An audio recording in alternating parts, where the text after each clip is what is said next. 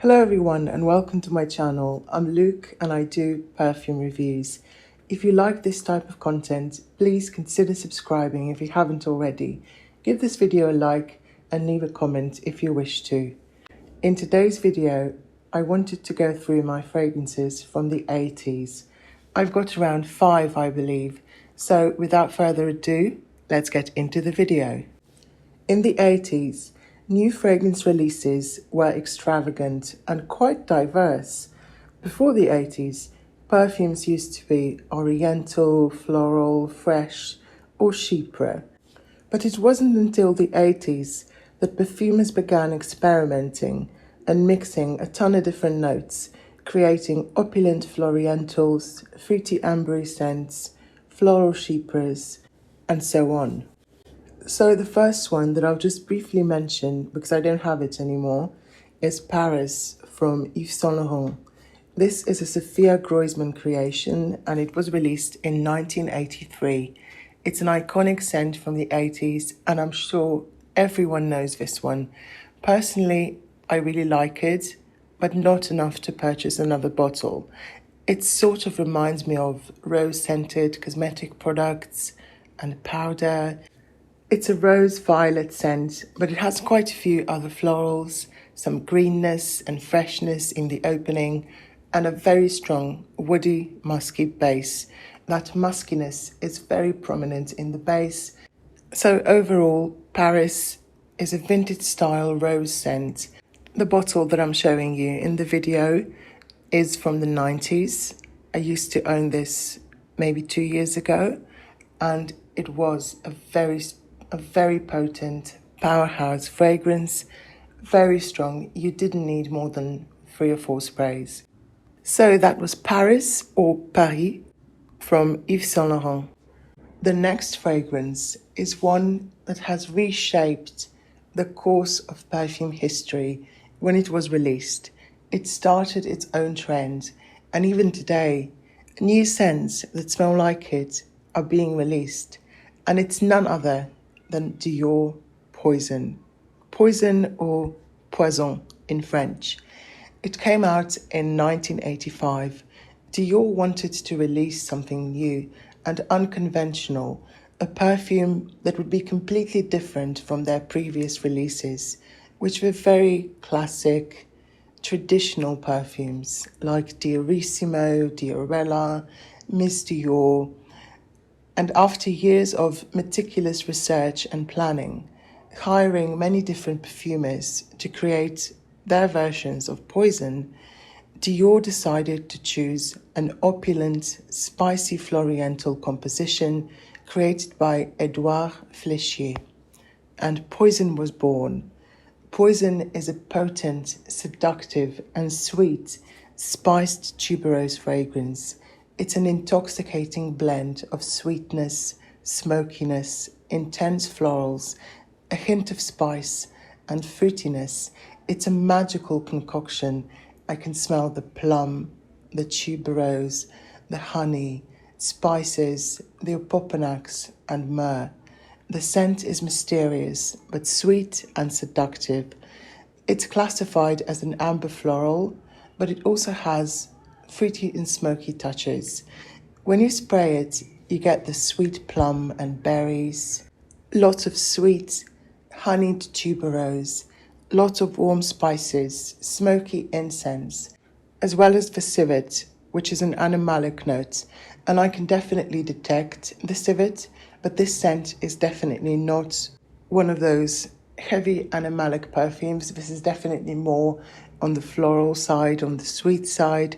It does have a lot of incense, but it's not overly smoky. This is a vintage bottle of the Eau de Toilette.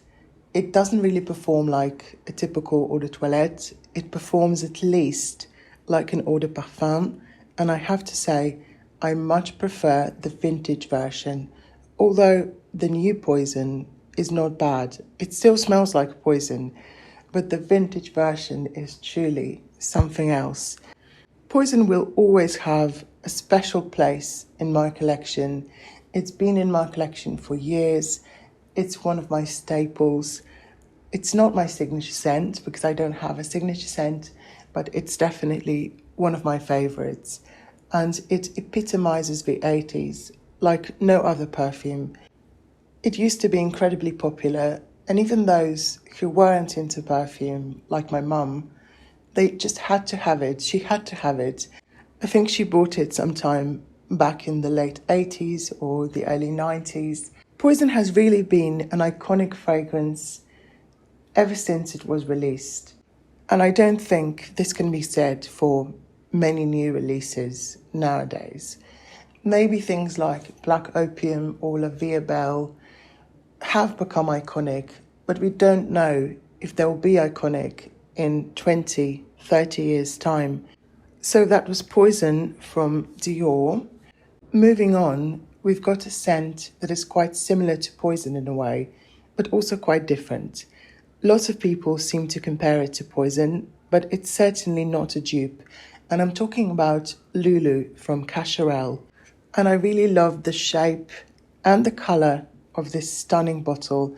I think it's a work of art. And so is the fragrance that is housed inside this stunning bottle. Like Poison, LouLou is a typical 80s scent. It's got fruits in the top notes, florals in the middle, and vanilla, amber, smoky notes in the base. Essentially, it's an amber floral. It came out in 1987, and the perfumer behind it was Jean Guichard. This is a new bottle of LouLou that I picked up a few weeks ago because I ran out of my previous bottle, and this is a 50ml. And I have to say, although it has probably been reformulated more than once, this is still a beast mode fragrance. It's incredibly potent. I have no complaints about the performance. It lasts for 12 hours. It projects for 6-7 hours. I made the mistake of wearing this to bed the other day, and it was just too overwhelming. I sprayed it once, and it was too much. So keep that in mind. I have to say LouLou is surprisingly sweet for an 80s fragrance. It's a bold, powdery and vanillic floral scent. The florals in LouLou smell quite tropical in my opinion. I get the tiare flower, the jasmine, the ylang ylang, but also a ton of sweet vanilla and some incense.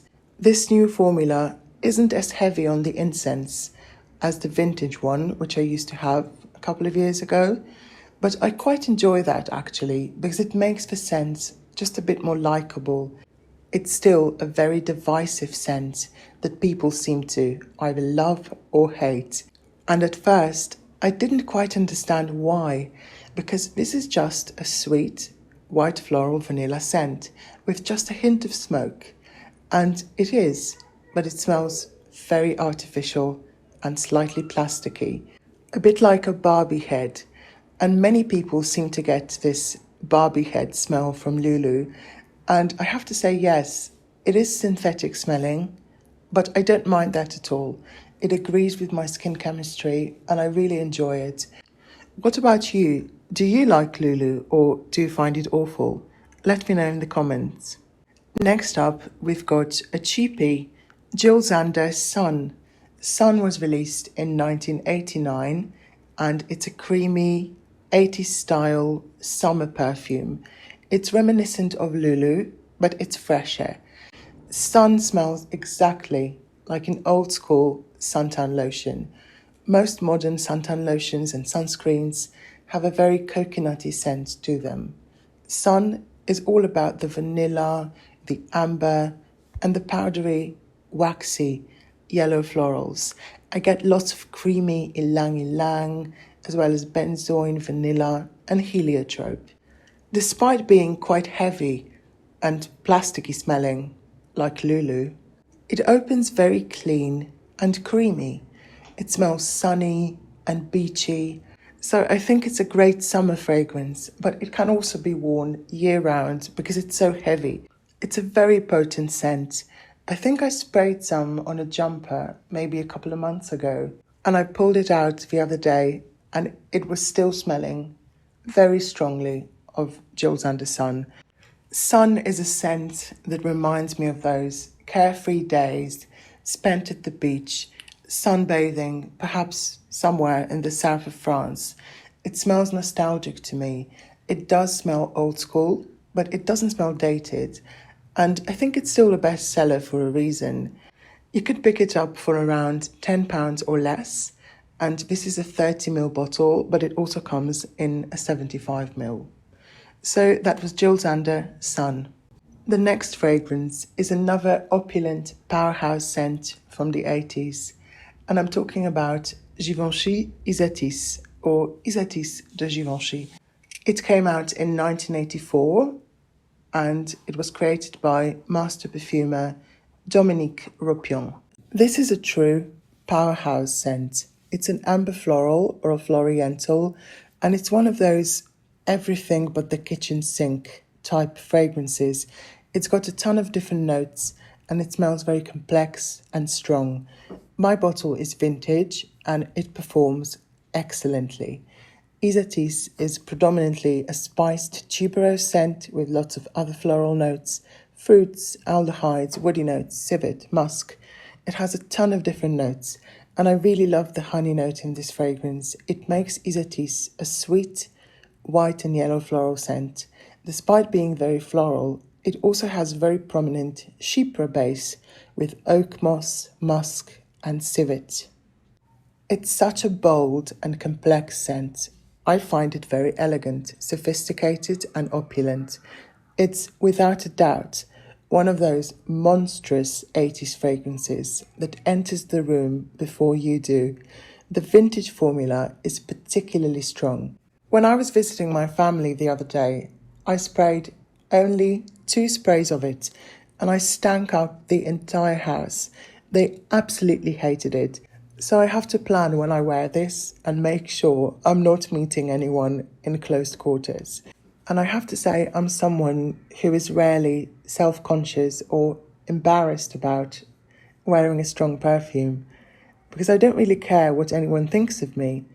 I wear all sorts of different perfumes, masculine, feminine, vintage, and I really don't care. But Ysatis is one fragrance that makes me feel just a little self-conscious because it's so beast mode. It's such a strong scent. And you know how the saying goes, they don't make them like that anymore. And Ysatis is just a fragrance from another planet. So that was Ysatis from Givenchy. Now, last but not least, we've got Coco from Chanel. And Coco is the only Oriental from the 80s that I own and really enjoy. It came out in 1984 and was created by Jacques Polge.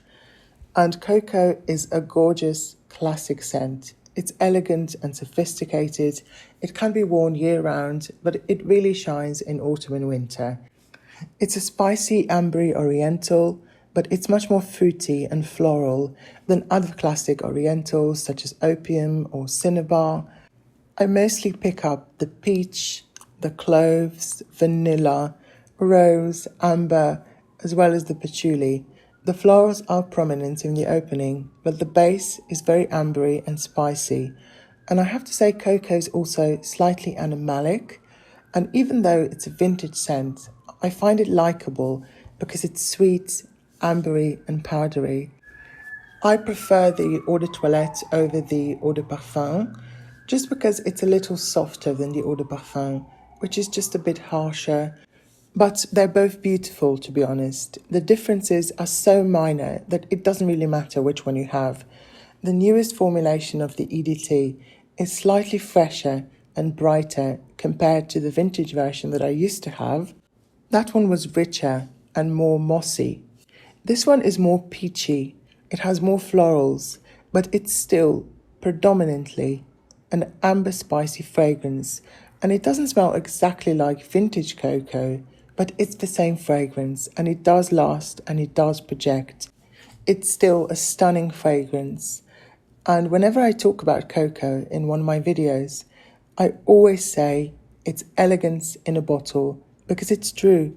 Like most Chanel fragrances, especially vintages, it has that Chanel elegance. It's incredibly classy, more so than number 5, in my humble opinion. So that was Coco from Chanel. So those were all the 80s fragrances that I have in my collection. I could have included at least 20 more honorable mentions that I've tested over the years, but I decided to just focus on these ones. Let me know what 80s fragrances you have in your collection, and let me know what 80s fragrances you had back in the day. We can chat in the comments, so leave a comment if you wish to. Thank you so much for watching, and I hope to see you in one of my next videos. Bye!